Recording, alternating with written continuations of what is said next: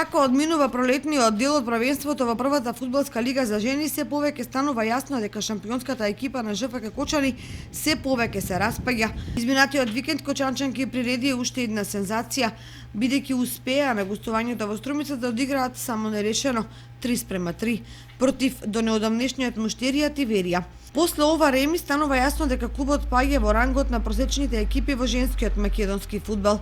Тоа што загрижува е фактот дека во изминатите години не се водеше политика на подмладување на составот со фудбалерки од сопствена селекција, па доколку по завршувањето на ова првенство ангажираните репрезентативки си заменат, клубот ќе падне на ниски гранки. Во меѓувреме, другите прволигашки екипи созреваат и се на пат да го преземат приматот во женскиот фудбал.